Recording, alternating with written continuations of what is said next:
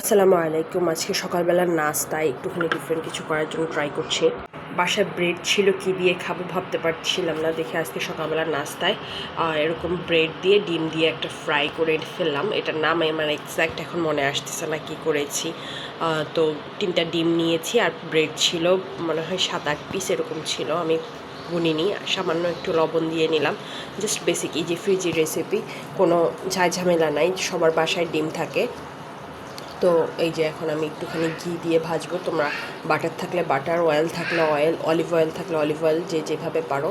আমি একটা ছোট্ট চেতনা প্লেটে নিয়ে ডিমটা যতটুকু প্রয়োজন অতটুকু নিয়ে আমি তারপরে এই যে ডিম এক পিস করে দিয়ে দিচ্ছি।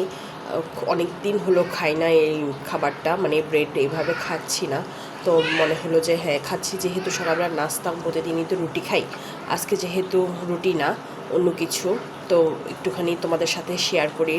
নতুন নতুন রেসিপিও তোমরা পছন্দ করবে, সেই জন্য একটা করতে করতে একটা ভাজতে ভাজতে আরেকটা রেডি করে রেখে দিলাম। একটুখানি মরিচ দিয়েছি যাতে একটু ঝাল ঝাল লাগে।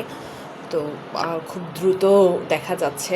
তো আলহামদুলিল্লাহ, হ্যাঁ যারা বাসায় ট্রাই করবে অবশ্যই খুব ভালো লাগবে তোমাদের কাছে, কারণ এই সমস্ত সবগুলো আইটেমই অলওয়েজ সবার বাসায় থাকে।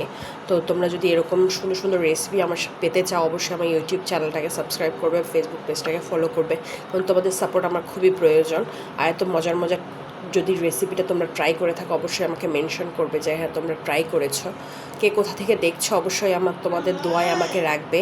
খুব অল্প উপকরণ দিয়ে তোমরা তোমাদের এই রান্নাটা কিংবা এই খাবারটা সকালবেলার নাস্তা, সন্ধ্যার নাস্তা, বিকেলের নাস্তা, যে যেভাবেই খেতে চাও না কেন সুন্দর করে বানিয়ে ফেলতে পারবে কোনো ঝামেলা ছাড়া।